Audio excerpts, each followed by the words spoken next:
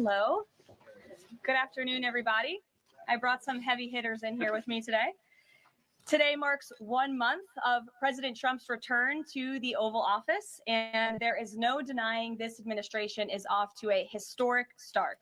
The president has already signed 73 executive orders. That is more than double the number signed by Joe Biden and more than quadruple the number signed by Barack Obama over the same period. These executive orders have ended burdensome regulations, sealed the border, unleashed our domestic energy sector, eliminated divisive DEI from our federal government, stopped the weaponization of government, cut waste, fraud, and abuse, reinstituted America First trade and foreign policies, and ultimately restored common sense. The president also signed the Lake and Riley Act into law, which ensures ICE will detain illegal aliens arrested or charged with theft or violence. As of today, the Senate has already confirmed 18 cabinet-level nominees, which is more than at this point under the Obama administration in 2009, and more than double the pace of the Biden administration in 2021. And today, we expect Kash Patel to be confirmed as the next director of the FBI. We are proud to announce that the president will host his first official cabinet meeting here at the White House next Wednesday, February 26th. In just 4 weeks, President Trump has already hosted the leaders of Israel, Japan, Jordan, and India. And next Monday, the president will host France's President Emmanuel Macron. And on Thursday, the UK Prime Minister Keir Starmer will visit the White House as well. As you all know, over the past month, the president has taken questions from the press, all of you, nearly every single day, sometimes on multiple different occasions in the same day, on any topic any of you wish to talk about. President Trump set the tone on this approach immediately when he took more than 12 times the questions in his first few hours in office, as Joe Biden did in his entire first week. Yesterday, we hosted a local media row here at the White House with television and radio stations from across the country that reached up to 60 million viewers and listeners.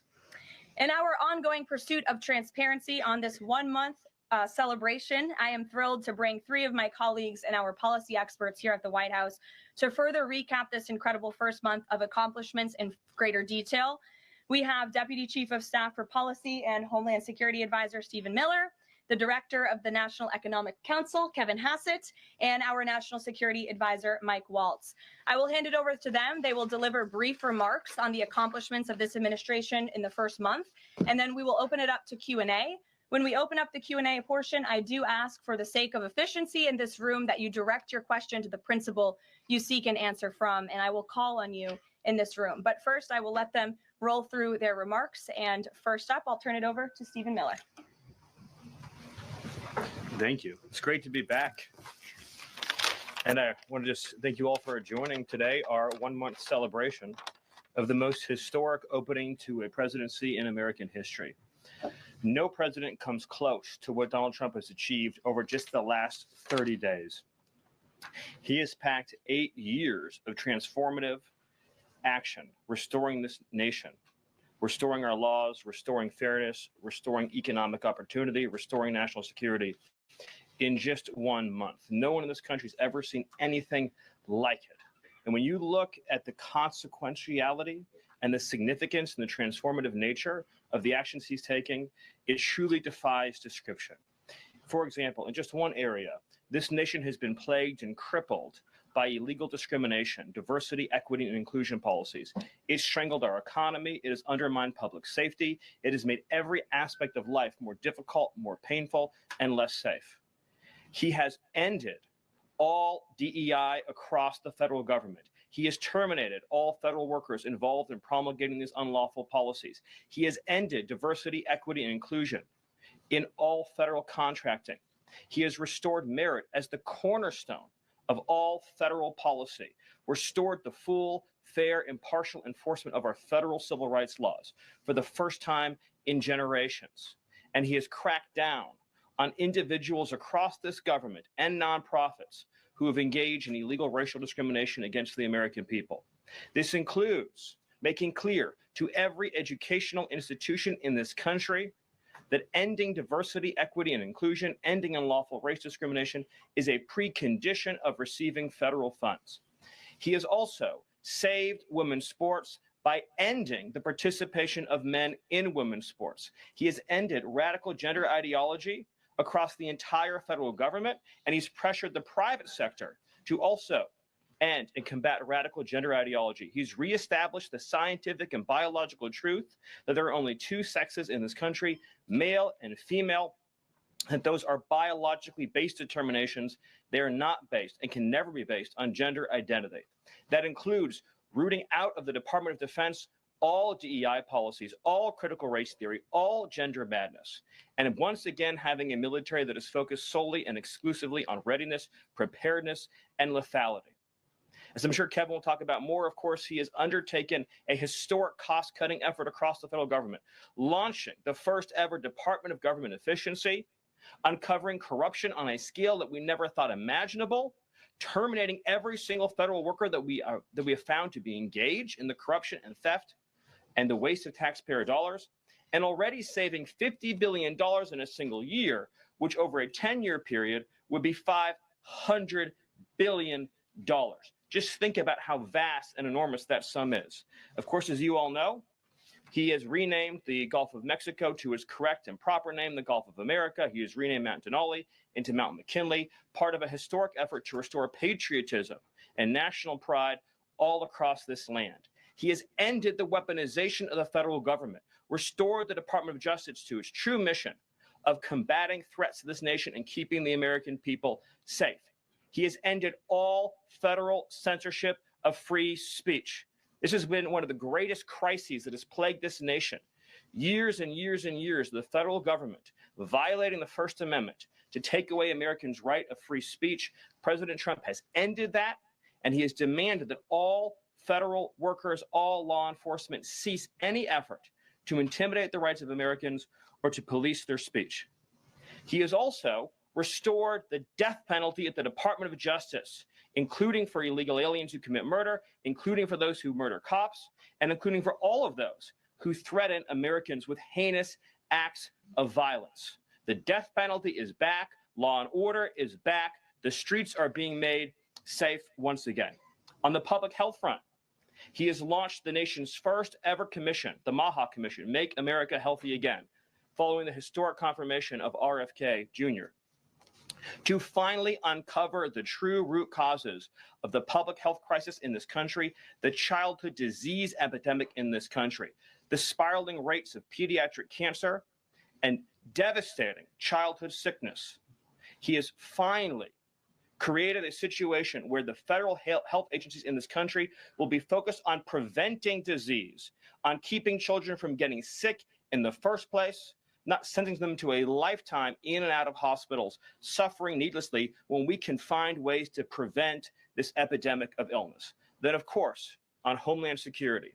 Today, it is officially the law of the land at the conclusion of the congressional notification process that 6 Mexican cartels and 2 transnational gangs, Tren de Aragua, or TDA, and MS-13, so 8 organizations in total, are now formally designated as foreign terrorist organizations, which means that every single member of those organizations who operates on U.S. soil is now, as a legal matter, a terrorist, and they will be treated as terrorists. This is a sea change in U.S. policy, and this means the Department of Justice and the Department of Homeland Security, along with the rest of U.S. law enforcement and the Department of Defense, are now operating in a legal reality where these cartels are recognized as terrorists. And there will be a whole of government effort to remove these terrorists from our soil and to degrade their ability to threaten or undermine any American security or sovereignty interests. Border crossings, since the day he took office, are down 95%. I think it's almost impossible to even describe the scale and scope of that achievement. President Trump, within days of taking office, cut border crossings 95%. And those few who have dared to cross are being either prosecuted or deported. They're either facing significant jail time for trafficking, smuggling, harboring, aiding, impeding, or they're being immediately removed from our soil. Either way, at the end of the process, they are going home. He's re-implemented Remain in Mexico, and he has obtained historic cooperation from foreign countries all around the world in accepting their deportees back. And he has used the United States military to fully seal the southern border with a historic deployment of both active duty and National Guard troops, resumed the building of infrastructure. He has opened up Guantanamo Bay, and he's using military aircraft to carry out deportations all across this country. And ICE is joining with ATF, DEA, and FBI to carry out the largest deportation operation in American history. The criminals are going home. The border is sealed shut. America is safe, sovereign, proud, and free. We are a nation that everyone in the world understands all across this planet. You do not come here illegally. You will not get in. You will go to jail. You will go home. You will not succeed. This is the biggest and most successful change in any area of law enforcement that this nation has ever seen, and he did it in under 1 month. Thank you. Yes. Well, thank you, Caroline. Thank you, Stephen. One of the things that President Trump cares most about is job creation. And it was about 7 years ago, I had the honor of joining you in this room for the first time. And it looks like we've created a lot more jobs in the last month. Look at how many people are here. My estimate is about 180, but I didn't count. So thank you. It's really an honor to be back here. I think that I just want to go over a few things and then hand it off to Mike. The first thing is that the president has told us to prioritize fighting inflation. And he had to do that because, as you know, President Biden let inflation get completely out of control. And he did it with policies that made no sense. They made no sense. A lot of times people say to us, our friends, the journalists, why are you doing that? But I like to think, why did they do that? Why did they spend so much money? And then why did the Fed print so much money so that we had inflation as high as we've ever seen since Jimmy Carter? So why did they do that? So we're addressing inflation. We didn't have to address it in the first term because it was always in the ones, almost always. But we're going to get it back there. And how are we doing it? Well, we're doing it with a plan that President Trump and I and others have talked about in the Oval that involves like every level of fighting inflation. First, the macroeconomic level. We're cutting spending. We're cutting spending in negotiations with people on the Hill. We're cutting spending with the advice of our IT consultant, Elon Musk. And then we're also looking into supply side things, like restoring Trump's tax cuts, maybe even expensing new factories so that there's an explosion of supply. If you have an explosion of supply and a reduction in government demand, then inflation goes way down. And then one of the things that you want to say is, well, when are you going to see it? Well, the first thing that you'll see when the markets believe that we're going to get inflation under control is that the 10-year Treasury rate goes down, because that's how they think about future expected inflation. And so we're still going to see some memory of Biden's inflation. It's not going to go away in a month. But the 10-year Treasury before the last consumer price index had dropped about 40 basis points. 40 basis points because markets were optimistic about our ability to fight inflation. 40 basis points is kind of not a fun thing to say. Economists talk that way. I apologize. But the way to think about it is, for a typical mortgage, if that affects the mortgage rate, then it's going to save a typical family buying a house about $1,000 a year. And that's just in our first month. Okay. The second thing we've done is we've had a lot of trade talks. In fact, I was just meeting a minister from Mexico with Howard Lutnick just a couple of hours ago.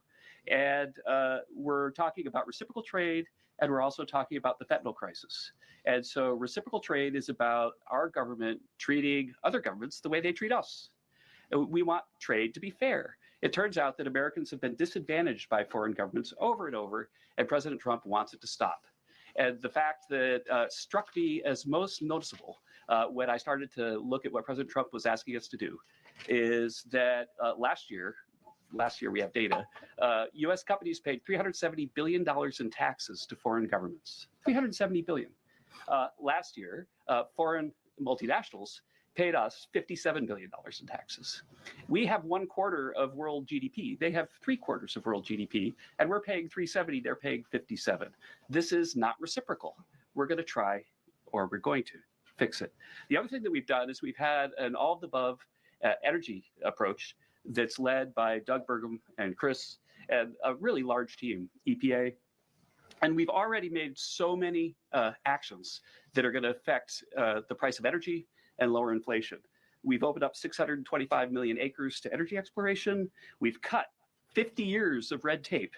that makes it so you can't have permits. And we've even made it so that when you go home, if you get a new one, then you can take a shower or flush a toilet or read under a light bulb. We're doing that too. So finally, let's just think about like the facts that we can see right now that we think are awesome. So guess what? Small business optimism has gone up by the most ever since President Trump came in. ISM, which is the measure of what's going on in manufacturing, it's expanding again for the first time in years. CEO confidence is the highest it's been in years. And the reason people are thinking this is that our policies give people cause for optimism. And then I want to reiterate what Stephen Miller said, because it's so important, and it's so important for financial markets to start to digest this, that if, say, the Treasury Secretary or any cabinet secretary with Elon Musk is able to find some savings, say $100 billion, well, in CBO land, that's actually like about 10 times that, or maybe 12 times that over a 10-year window. And so when you're thinking about the negotiations right now over reconciliation and thinking about, well, 4 trillion, 5 trillion, well, those numbers in terms of the savings are going to end up being small because of all the waste that we're finding. And so we're incredibly optimistic about the future of inflation and the future of our economy. And we're optimistic because we're making so much progress so far, and we already see it in market prices. And with that, I'll hand it off to Mike. All right. Thanks, Kevin. Well, good afternoon. What a month, and what a sea change in our foreign policy. In addition to what we're doing on the border and restoring American sovereignty, in addition to what we're doing in our economy and the job creation and the inflation reduction, we are bringing the world back to where it was at the end of President Trump's first term, which is a world of peace, prosperity, and looking forward and getting us out of the chaos that we've just seen over the last 4 years. So over the last month, just to name a few, I had the honor of sitting in the Oval Office as President Trump spoke with President Putin, and then immediately spoke with President Zelensky. And both of them said only President Trump could bring both sides to the table, and only President Trump could stop the horrific fighting that has been going on now for the better part of 4 years, and that only President Trump could drive the world back to peace. Both of those leaders said that in back-to-back calls. And of course, we just had our historic talks mediated by our good friends and partners, Saudi Arabia. We give great thanks to Crown Prince Mohammed bin Salman for hosting, and sat down for the first time in years with the Russians and talked about a path forward with peace. On top of that, and one of the things that led to that was a tremendous confidence building measure that we had with the release of Mark Fogel. I'll remind everyone, the last time that we had an American released from the Russians, either we gave up a deadly spy, pressured our allies to give up a lethal killer, or we released under the Biden administration the world's most notorious arms dealer, Victor Bout, who, by the way, had one of his main clients for arms, the cartels in Mexico and Central America. We gave up none of that. This was released as a confidence building measure, working with our great Middle East envoy, Steve Witkoff, and our Secretary of State as a first step towards opening these talks and then moving forward towards peace. On top of that, we've secured just in a month the return of 12 American hostages from Russia, from Bulgaria, from Venezuela, the Taliban, and Hamas. Excuse me, that's from Belarus, not Bulgaria. We also had,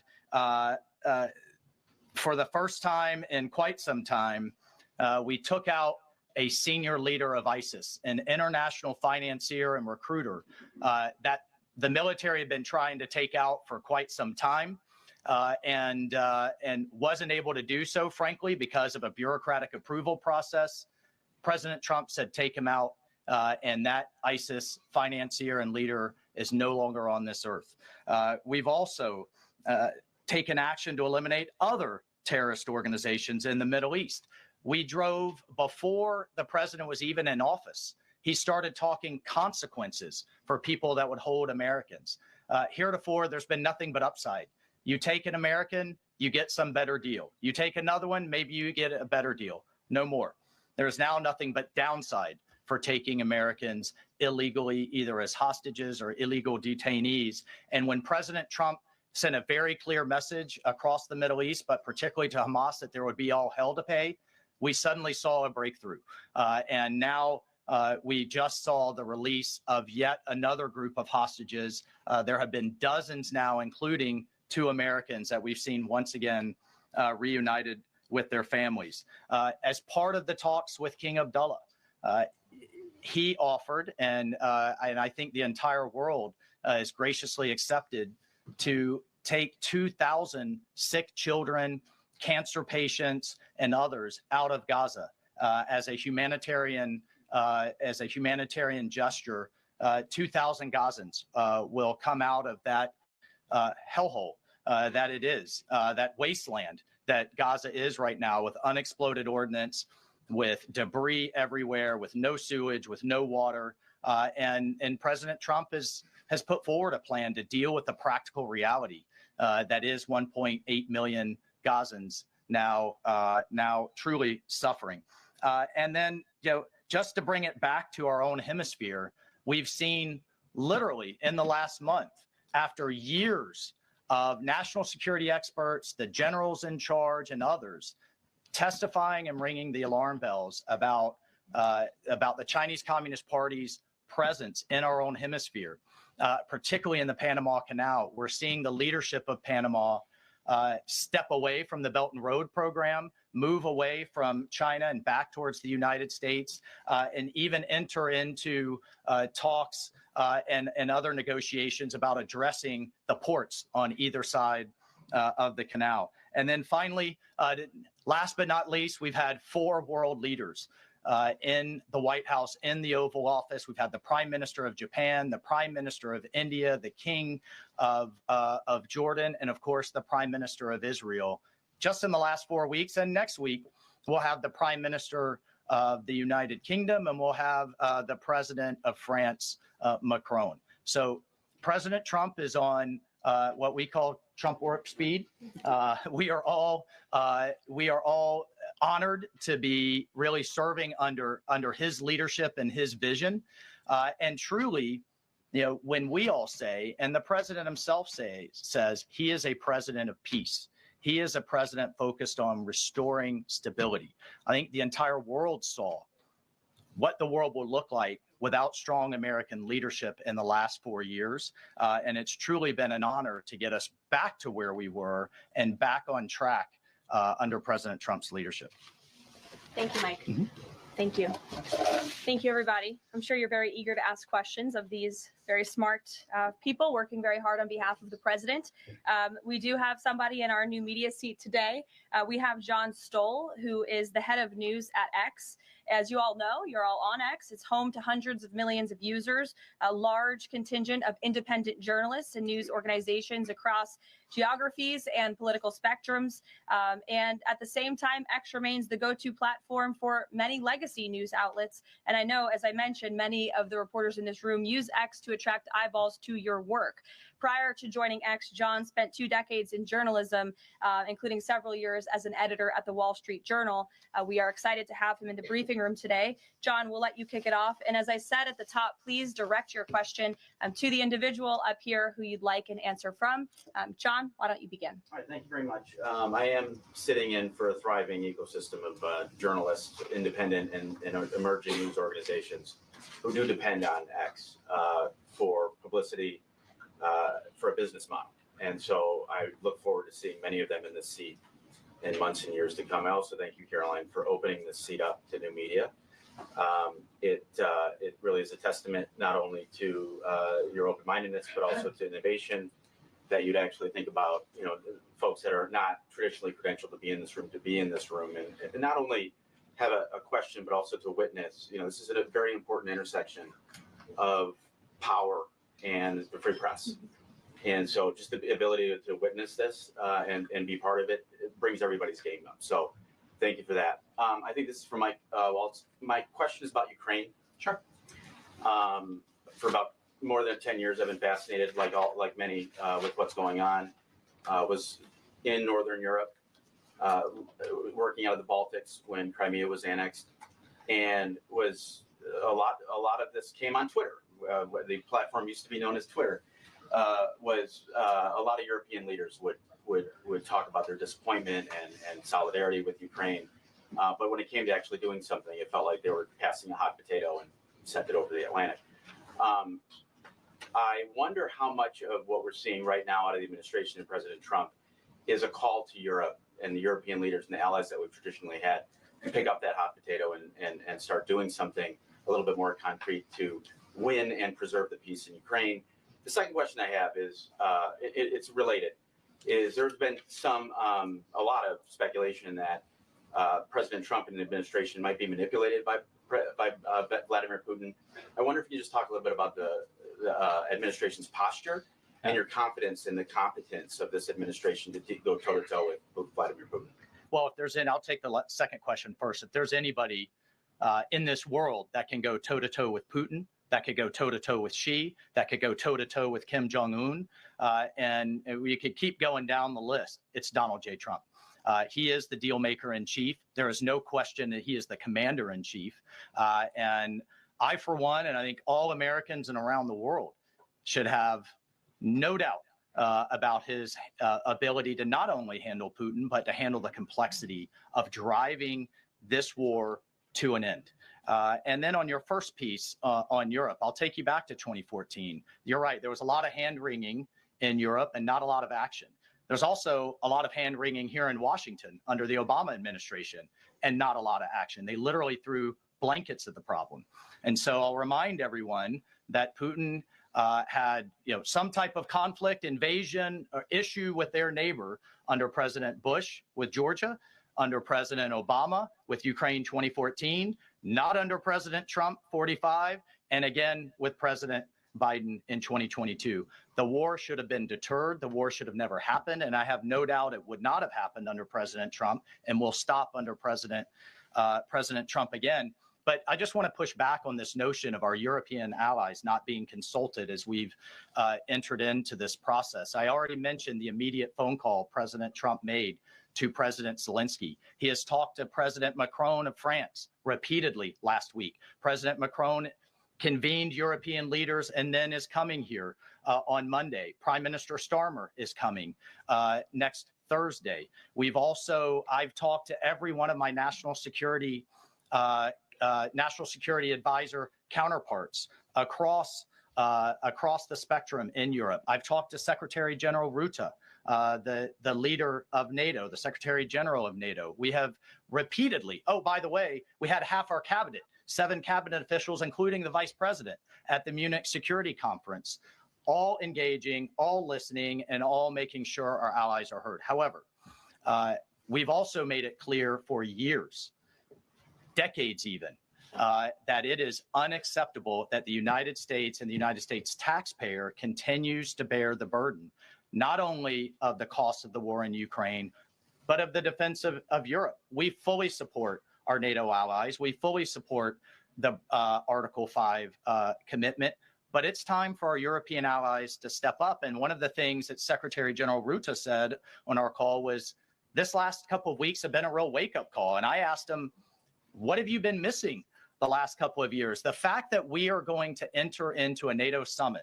this June with a third of our NATO allies still not meeting the 2% minimum, a commitment they made a decade ago, literally a decade ago, with a war on their doorstep, the largest war that they're all extremely concerned about, but yet it's, well, somebody else needs to pay.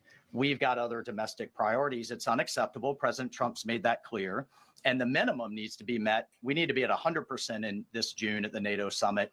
And then let's talk about exceeding it, which is what President Trump has been talking about with 5% of GDP. Europe needs to step up for their own defense as a partner, and we can be friends and allies and have those tough conversations. Great. Peter. Thank you, Caroline. I have a Ukraine one and a Doge one. Who can talk Doge? All of us. Well, so Stephen, we're hearing about these Doge dividend checks that would be 20% back to taxpayers, 20% to pay down the debt, 60% is left. Who gets that? Well, the way that it works is when you achieve savings, you can either return it to taxpayers, you can return it to our debtors, or it can be cycled into next year's budget, and then it just lowers the overall baseline for next year. So in other words, you can just transfer into the next fiscal window and then lower the overall spending level.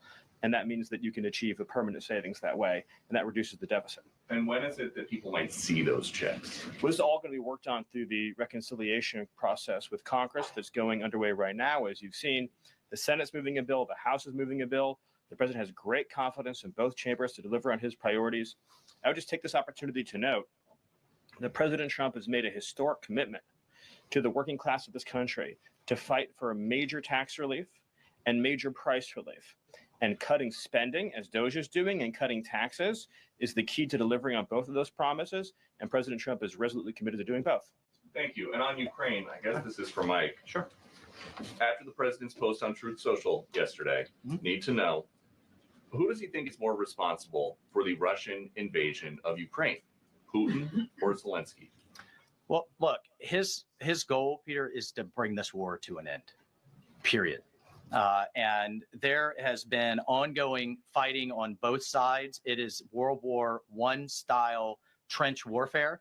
His frustration with President Zelensky is that you've heard is multifold. One, there needs to be a deep appreciation for what the American people, what the American taxpayer, what President Trump did in his first term, and what we've done since. So some of the rhetoric coming out of Kyiv, frankly, and insults to President Trump were unacceptable, number one. Number two, our own Secretary of Treasury personally made the trip to offer the Ukrainians what can only be described as a historic opportunity. That is for America to co-invest with Ukraine in their minerals, in their resources, to truly grow the pie. So case in point, there's a foundry that processes aluminum in Ukraine. It's been damaged. It's not at its current capacity. If that is restored, it would account for America's entire imports of aluminum for an entire year. That one foundry. There are tremendous resources there. Not only is that long-term security for Ukraine, not only do we help them grow the pie with investments, but we do have an obligation to the American taxpayer in helping them recoup the hundreds of billions that have occurred. So, rather than enter into some constructive conversations about what that deal should be going forward, we got a lot of rhetoric in the media that was incredibly unfortunate. And I could just tell you, Peter, as a veteran, as somebody who's been in combat, this war is horrific. And I think we've lost sight of that, of the literally thousands of people that are dying a day, families that are going without the next generation. And I find it kind of, frankly ridiculous. So many people in Washington that were just pounding the table for a ceasefire in Gaza are suddenly aghast that the president would demand one and both sides come to the table when it comes to Ukraine, a war that has been arguably far greater in scope and scale, and far more dangerous in terms of global escalation to U.S. security. And I do have one for Karoline. Does President Trump have a bet with Trudeau about this USA-Canada hockey game tonight? And when there is a big hockey game on, is the president watching for the goals or for the fights? Probably both. I think he's watching for the United States to win tonight. I know he talked to the USA hockey team this morning. He talked to the players after their morning practice around 10 o'clock. And I also spoke to some folks from that team after. They were jubilant over President Trump's comments to the team. I believe they're going to put out a video of that call. So he looks forward to watching the game tonight, and we look forward to the United States beating our soon-to-be 51st state, Canada. Bloomberg, go ahead. My question is for Mike Waltz. Can you give us a readout of Kellogg's meeting with Zelensky that just wrapped up? And in particular, Zelensky publicly rejected this deal about the rare earth minerals. Where does that stand? Well, we're going to continue to have, he needs to come back to the table, and we're going to continue to have discussions about where that deal is going. Again, we have an obligation to the taxpayer. I think this is an opportunity. The president thinks this is an opportunity for Ukraine going forward. There can be, in my view, nothing better for Ukraine's future and for their security than to have the United States invested in their prosperity long term. And then a key piece of this has also been security guarantees. Look, the reality that we're talking about here is it in Ukraine's interest? Is it in Europe's interest? It certainly isn't in Russia's interest or in the American people's interest for this war to grind on forever and ever and ever. So a key part of his conversation was helping President Zelensky understand this war needs to come to an end. This kind of open-ended mantra that we've had under the Biden administration, that's over. And I think a lot of people are having a hard time accepting that. And then the other piece is there's been discussions from Prime Minister Starmer and also President Macron about European-led security guarantees. We welcome that. We've been asking Europe to step up and secure its own prosperity, safety, and security. So we certainly welcome that. And we certainly welcome more European assistance. As I told my counterparts, come to the table with more if you want a bigger seat at the table. And we've been asking for that for quite some time. And has Russia pushed for sanctions in your talks with them? And have you consulted with international partners and allies about potentially rolling back sanctions in these negotiations to end the war? The talks with our Russian counterparts, both with my counterpart, the National Security Advisor, Secretary Rubio's counterpart, the Foreign Minister Lavrov, it really was quite broad, focused on what is the goals for our broader relationship, but very clear that the fighting has to stop to get to any of those brighter goals. And as a first step, we're just going to do some common sense things like restore the ability of both of our embassies to function. And again, this is common sense in foreign policy world. They call it shuttle diplomacy. We have to talk to both sides in order to get to both sides to the table. And both sides have said only President Trump could do that. Deanna. Thank you. And my question is for Mike Waltz. All right. The president has called Zelensky a dictator. Does he view Putin as a dictator? And does he want Zelensky out of power? I know he's called for elections. And then thirdly, the head of the Defense Committee in Ukraine's parliament just has claimed that the U.S. has stopped selling weapons to Ukraine. Is that true? Well, most of our weapons that have gone to Ukraine have been part of a drawdown authority where we've literally taken them out of our stocks and then eventually through appropriations started buying them again to refill our stocks. I'll just state that there has been a lag in a lot of that process. So many of our stocks, as we look at our operations around the world, are becoming more depleted. That's one of the reasons many people have had a lot of concern about when does this end? How much is it going to take? How many lives will be lost? How much will we spend? As a member of Congress, we repeatedly asked the Biden administration those questions, and we never got a satisfactory answer.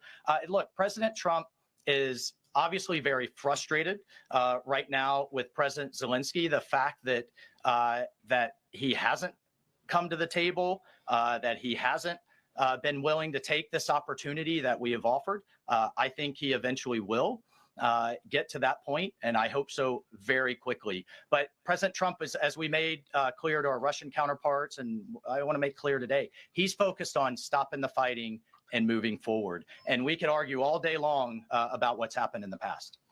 Reagan. Yeah. What about? I have a question. Oh, the Stephen. Excuse me, I just called on Reagan. Reagan, go ahead. I have a question for Stephen and a question for Mike. Sure. Stephen, I can start with you. There have been reports that Trump is unhappy with the rate of deportations and he wants them to be higher. Is the president happy with the rate of deportations, and are there any plans to speed up the process? Well, first of all, we all appreciate the encouragement from the media to deport as many illegal aliens as humanly possible. So thank you. And I will promise you that the full might of the Department of Homeland Security, the Department of Justice, the Department of Defense, and every element and instrument of national power will be used to remove with speed all criminal illegals from the soil of the United States of America, to enforce final removal orders, and to ensure that this country is for American citizens and those who legally belong in this country. We inherited an ICE that was completely shuttered. We inherited a Department of Homeland Security whose sole mission was to resettle illegal aliens within the United States of America. In 30 days, the president sealed the border shut, declared the cartels to be terrorist organizations, has increased ICE deportations to levels not seen in decades, and we are shortly on the verge of achieving a pace and speed of deportations this country has never before seen. Thank you.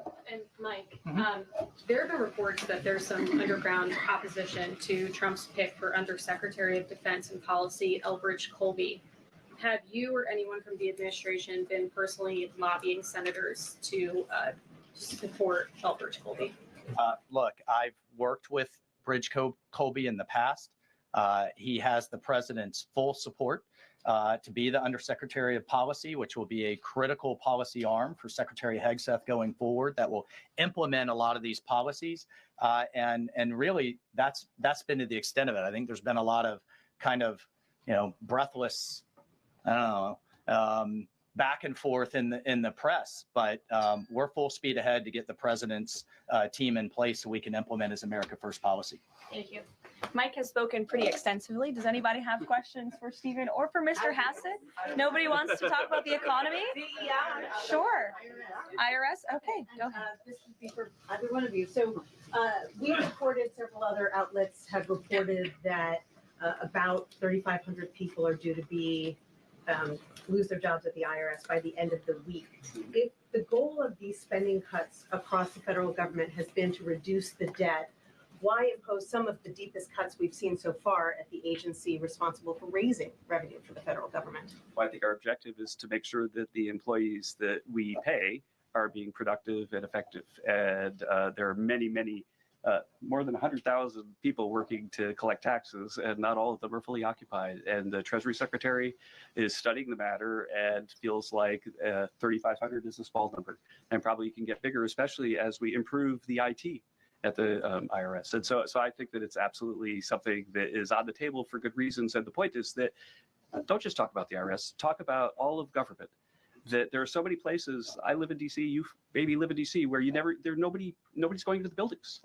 People aren't commuting because nobody's doing their job. We look back and we see that there are all these people doing two jobs while they're getting a government payroll on the payroll. So the point is we're fixing that, and the IRS is a small part of that picture. So you're saying that everybody who's being let go was doing a bad job? I'm saying that we're studying every agency and deciding who to let go and why. And we're doing so very rationally with a lot of support from analysis. Because we're being told by a lot of people who have been let go at other agencies that they were told they were being dismissed because of poor performance, when in some cases they haven't even had a performance review yet because they've only been on the job a couple of months. Yeah, I've never seen a person who was laid off for poor performance say that they were performing poorly. Okay. Karoline? Good point. Sure, Caitlin. I have a question. I'll start with you, Kevin Hassett. Thank you for being here. And then I've got a question for Mr. Waltz. On these potential checks that you might send out from DOJ, is there a concern as you're thinking through this that they could be inflationary? Oh, absolutely not. Because imagine if we don't spend government money and we give it back to people, then if they spend it all, then you're even. But they're probably going to save a lot of it, in which case you're reducing inflation. Okay, so And also, when the government spends a lot, that's what creates inflation. We learned that from Joe Biden. And so if we reduce government spending, then that's reduces inflation. And if you give people money, then they're going to save a bunch of it. And when they save it, then that also reduces demand and reduces inflation. Okay, so you're not worried about it. And No, I'm Mr. not. Waltz, to follow up on Peter's question, you wrote in an op-ed in the fall of 2023 that, quote, Putin is to blame, certainly like Al-Qaeda was to blame for 9/11. Mhm. Do you still feel that way now, or do you share the president's assessment as he says Ukraine is to blame for the start of this war? Well, it shouldn't surprise you that I share the president's assessment on all kinds of issues. What I wrote as a member of Congress was as a former member of Congress. Look, what I share the president's assessment on is that the war has to end. And what comes with that? What comes with that should be, at some point, elections. What comes with that should be peace. What comes with that is prosperity that we've just offered in this natural resources and economic partnership arrangement, an end to the killing, and European security and security for the world.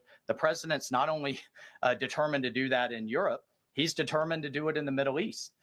And just a few months ago, we had an administration that had tried for 15 months, week after week, sitting with you here and couldn't get us to a ceasefire, couldn't get our hostages out.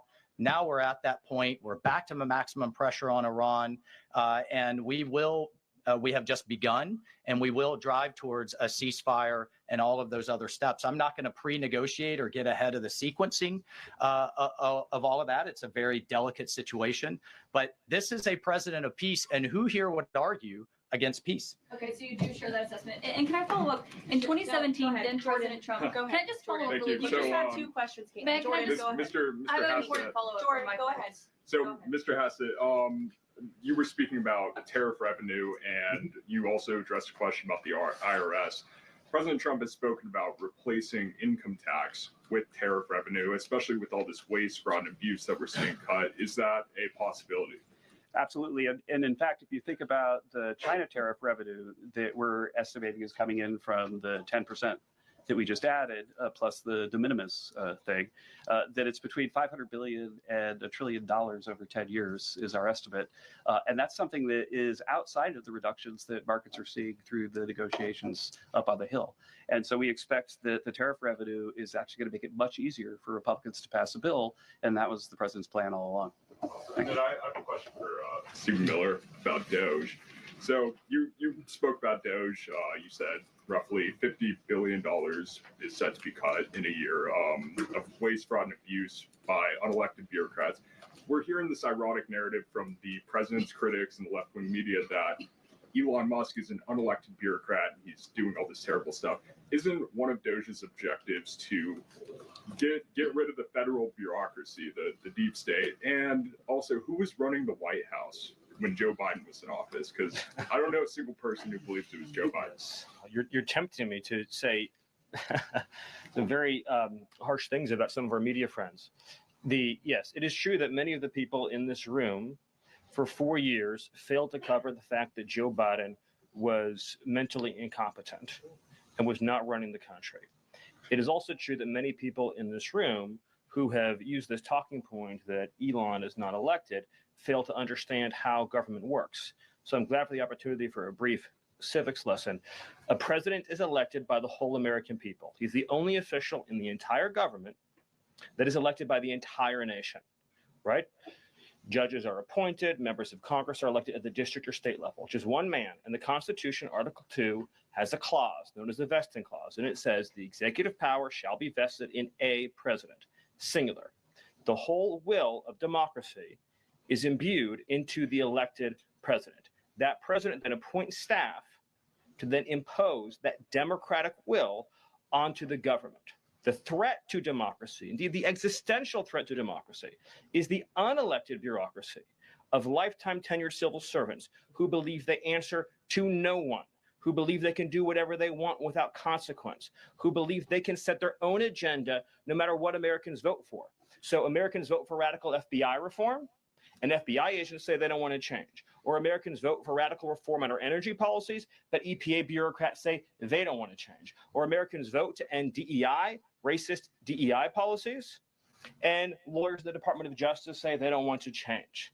What President Trump is doing is he is removing federal bureaucrats who are defying democracy by failing to implement his lawful orders, which are the will of the whole American people. Thank you. Thank you very much, everybody. I'm looking at the clock. We've almost had an hour of time. I know a couple of these individuals have a meeting to get to at 2 p.m. So you're welcome to follow up with my team for further questions. We're going to let these guys get back to running the United States government.